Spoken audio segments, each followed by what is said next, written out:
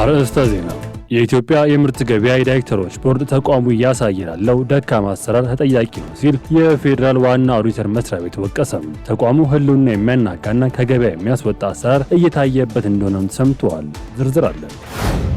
በጋምቤላ ክልል አንጻራዊ መረጋጋት መስፈንና ተፈናቃዮች ወደ ቀያቸው እየተመለሱ መሆናቸውን ክልሉ አስታወቀም። የጋምቤላ ከተማ ነዋሪዎች በበኩላቸው አካባቢያቸው ቀስ በቀስ ወደ መደበኛ እንቅስቃሴ እየተመለሰ ቢሆንም ትምህርት ቤቶች አሁንም ዝግ መሆናቸውና አልፎ አልፎ ምሽት ላይ ተኩስ ድምጾች እንደሚሰሙም ተናግረዋል። ሰሙታላችሁ። የኢራን ከፍተኛ ወታደራዊ መሪዎች ባለስልጣናት ሀገሪቱ በማንኛውም አይነት የጠላት ጥቃት ወይም ወታደራዊ ትንኮሳ ላይ አስከፊና የሚያጸጽት አጸፋዊ እርምጃ እንደምትወስድ በድጋሚ አስጠነቀቁ። ቴህራን ሉዓላዊነቷን ብሔራዊ ጥቅሟን ለማስከበር ያላትን ጽኑ ቁርጠኝነትን ገልጻለች። ከባህር ማዶ የያዝንላችሁ መረጃም ነው። ከ4 ዓመታት በላይ የዘለቀው የሩሲያና የዩክሬን ጦርነት ለማቆም የሚደረገው የሰላም ስምምነት 90% መጠናቀቁን የዩክሬኑ ፕሬዝዳንት ቮሎዲሚር ዜሌንስኪ ገለጹ። ፕሬዝዳንቱ ለአዲሱ ዓመት የ2026 ዋዜማ ባስተላለፉት የቪዲዮ መልእክት ከሩሲያ ጋር የሚደረገው የሰላም ስምምነት እጅግ ተቃርቧል ብለዋል። ነግራችኋለን። ውድ የሀገሬ ቲቪ ተመልካቾቻችን ለሰዓቱ የያዝላችሁ ዘገባዎች ተጀምረዋል። ከዘገባዎቹ ጋር ሚኪያስ ኃይሌ ነኝ።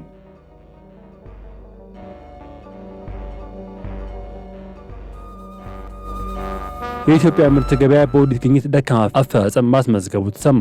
የኢትዮጵያ ምርት ገበያ ዳይሬክተሮች ቦርድ ተቋሙ እያሳየ ላለው ደካማ አሰራር ተጠያቂ ነው ሲል የፌዴራሉ ዋና ኦዲተር መስሪያ ቤት ወቀሰም። ተቋሙ ህልውናውን የሚያናጋና ከገበያ የሚያስወጣ አሰራር እየታየበት እንደሆነም ሰምተዋል። ቦርዱ ለተቋሙ የስራ ግምገማ መሰብሰብ የነበረበት ጊዜ ውስጥ ያልተሰበሰበና ስራዎችንም ባለመገምገሙ ቦርዱ ስራውን እየሰራ አይደለም ተብሎም ተወቅሰዋል። ከ2014-2016 ዓ.ም ባለው ጊዜም ቦርዱ በወር አንድ ጊዜ በአጠቃላይ 36 ጊዜ በመሰብሰብ የምርት ገበያውን ስራ መገምገም አቅጣጫ ማስቀመጥ ቢኖርበትም በአጠቃላይ 5 ጊዜ ብቻ መገምገሙ በቋሚ ኮሚቴው ቅሬታም ተነስቶበታል። በትናንትናው ዕለት በተወካዮች ምክር ቤት የመንግስት የውጭ አስተዳደርና ቁጥጥር ጉዳዮች ቋሚ ኮሚቴ በኢትዮጵያ ምርት ገበያ የምርት ቅበላ ክምችትና ግብይት ስርዓት አፈጻጸም በተመለከተ የተከናወነ የክዋኔ ኦዲት ሪፖርት ላይ ማብራሪያም ጠይቋል። በዚህም የኢትዮጵያ ምርት ገበያ እያሳየ ያለው የስራ አፈጻጸምና የተቋሙ የኦዲት የአሰራር ክፍተት ጎልቶ የታየበት እንደሆነም በመድረኩ ተስተውሏል። የፌዴራል ዋና ኦዲተር ወይዘሮ መሰረት ዳምጤ ተቋሙ እያሳየ ያለው የቁልቁለት ጉዞ ተጠያቂው የዳይሬክተሮች ቦርድ ነው ሲሉም ተናግረዋል።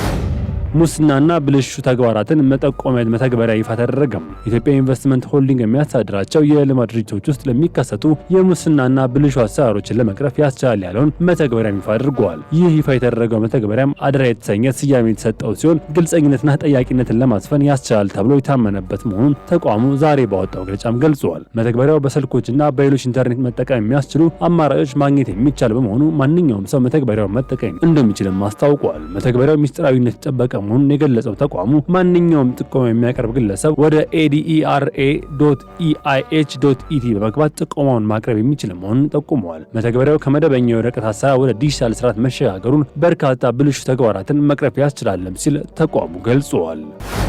ቡናን በጥራት አምርቶ ለገበያ ማቅረብ ላይ መልካም ስራ መሰራቱን ግብርና ሚኒስቴር አስታወቀም። በሁሉም ቡና አብቃይ ወረዳዎች በተደረገ የባለሙያ ድጋፍ አርሶ አደሩን ቡና በጥራት አምርቶ ለገበያ ለማቅረብ ያላቸውን ተነሳሽነት እየተሻሻለ መምጣቱን የግብርና ሚኒስቴሩ አዲሱ አረጋ ገለጹ።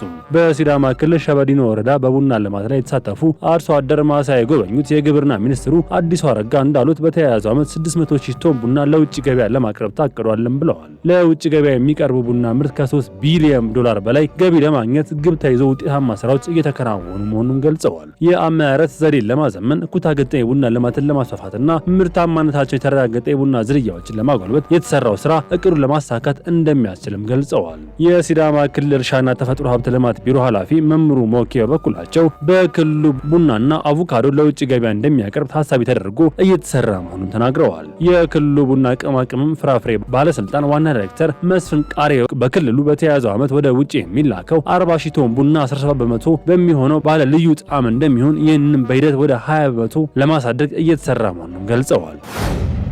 በጋምቤላ ክልል አንጻራዊ ሰላም ቢኖርም ትምህርት ቤቶች አለመከፈታቸው ተገለጸ። በጋምቤላ ክልል አንጻራዊ መረጋጋት መስፈኑና ተፈናቃዮች ወደ ቀያቸው እየተመለሱ መሆናቸውን የክልሉ ርዕሰ መስተዳድር አለሚቱ ኡሙር ለኢትዮጵያ ኢንሳይደር ገለጹ። የጋምቤላ ከተማ ነዋሪዎች በበኩላቸው አካባቢያቸው ቀስ በቀስ ወደ መደበኛ እንቅስቃሴ እየተመለሰ ቢሆንም ትምህርት ቤቶች አሁንም ዝግ መሆናቸውና አልፎ አልፎ ምሽት ላይ ተኩስ ድምጾች እንደሚሰሙም ተናግረዋል። የክልሉ ዋና መቀመጫ በሆነችው ጋምቤላ ከተማ ህዳር 28 ቀን 2018 ዓ.ም በተፈጸመ ጥቃት አንድ ሰው መገደሉና ሌላ ግለሰብ መቁሰሉን ተከትሎ በጋምቤላ ክልል የተለያዩ አካባቢዎች በግጭቶች ውስጥ ቆይተዋል። ግጭቱ ይበልጥ የተባባሰው የጋምቤላ ከተማ ፖሊስ አዛዥ የሆኑት ዋና ኢንስፔክተር ኦሞድ ኦጅሎ ከ2 ሳምንት በፊት ማክሰኞ ታህሳስ 7 ቀን ከተገደሉም በኋላ ነበር። በከተማይቱ የሚገኙ የንግድ ሱቆችና የአገልግሎት ሰጪ ተቋማት በሙሉ ወደ ስራ በመግባት ላይ መሆናቸውን በማሳየነትም ጠቅሰዋል። አንዳንድ ትምህርት ቤቶች ለተፈናቀሉ ሰዎች ማረፊያ በመሆናቸው ወደ ማስተማር አለመመለሳቸውንም ገልጸዋል። በክልሉ ግጭት ካለባቸው አካባቢዎች ተፈናቅለው በጋምቤላ ከተማ በሚገኙ ትምህርት ቤቶች ተጠልለው የነበሩ ተፈናቃዮች ወደ ቀያቸው መመለስ እንደተጀመረም የክልሉ ርዕሰ መስተዳድሯ አስረድተዋል። በደቡብ አፍሪካ የ41 ወጣቶች ሕይወት ማለፉ ተሰማ። በደቡብ አፍሪካ ላይ ክረምት ወራት በሚከናወነው ባህላዊ ግርዛት ስነ ስርዓት ላይ የተሳተፉ የነበሩ 41 ወጣቶች ሕይወታቸው አለፈ።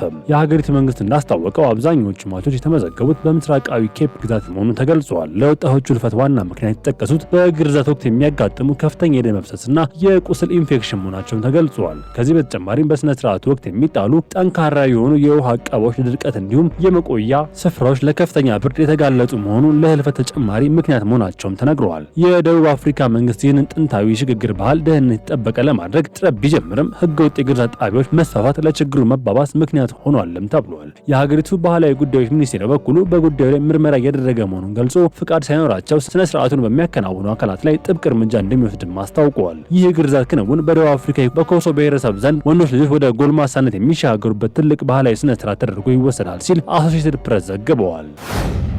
ኢራን አስከፊና የሚያጸጽት እርምጃ እንደምትወስድ አስጠነቀቀች። የኢራን ከፍተኛ ወታደራዊ መሪዎች ባለስልጣናት ሀገሪቱ በማንኛውም አይነት ጠላት ጥቃት ወይም ወታደራዊ ትንኮሳ ላይ አስከፊና የሚያጸጽት አጸፋዊ እርምጃ እንደምትወስድ በድጋሚ አስጠነቀቀች። የመህር ኒውስ ዘገባ እንደሚያመላክተው ቴህራን ሉዓላዊነቷን በብሔራዊ ጥቅሟን ለማስከበር ያላትን ጽኑ ቁርጠኝነትም ገልጻለች። በወጣው ይፋዊ መግለጫ መሰረት ማንኛውም የኢራን ቀይ መስመር ለመጣስ የሚሞክር ወይም በግዛቷ ላይ ጥቃት ለመሰንዘር የሚያቅድ አካል ብርቱ ዋጋ የሚያስከፍልና በወሰደው እርምጃ እንደሚጸጸትም ተገልጿል። ይህ ጠንካራ ማስጠንቀቂያ የተሰጠው መካከለኛው ምስራቅ ያለው ቀጠናዊ ውጥረት እየጨመረ መጣበት በተለይም ከአሜሪካና ከእስራኤል በኩል የሚሰነዘሩ ዛቻዎች በበረቱበትም ወቅት ነው። የሀገሪቱ ወታደራዊ አመራሮች ኢራን ያላትን ረጅም ርቀት ሚሳኤሎች፣ ሰው አልባ አውሮፕላኖች ወይም ድሮኖችና ዘመናዊ መከላከያ ስርዓቶች በመጠቀም ማንኛውም አይነት ጥቃት አጭር ጊዜ ውስጥ የመመከትና አጥቂውን የመቅጣት ብቃት እንዳላትም አረጋግጠዋል። ዓለም አቀፉ ማህበረሰብ ኢራን ላይ የሚሰነዘሩ ትንኮሳዎች እንዲያወግዝ ጥሪ ያቀረቡት ባለስልጣናቱ ለሚፈጠሩ ለማንኛውም ግጭት አጥቂዎቹ ኃይሎች ተጠያቂ እንደሚሆኑ አሳስበዋል። ይህ የኢራን አዋጅ መሰል ማስጠንቀቂያና ሀገሪቱ ለከፍተኛ ወታደራዊ ግጭት ያላትን ከፍተኛ ዝግጁነት የሚያሳይ እንደሆነ ተዘግበዋል።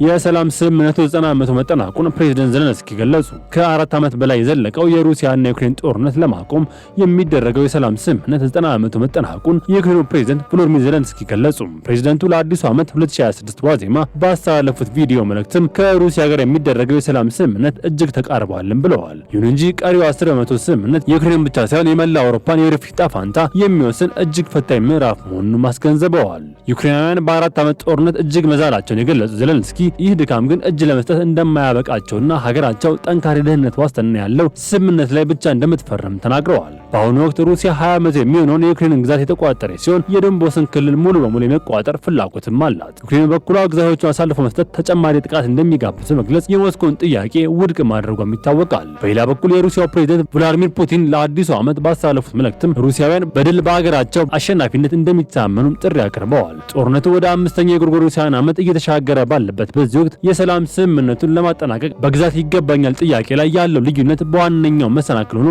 መቀጠሉን የሮይተርስ ዘገባ ያመለክታል። ውድ የሀገሬ ቲቪ ተመልካቾቻችን ለሰዓቱ ያዘላችሁ ዘገባዎች ተጠናቀዋል። ቸር ቆዩ።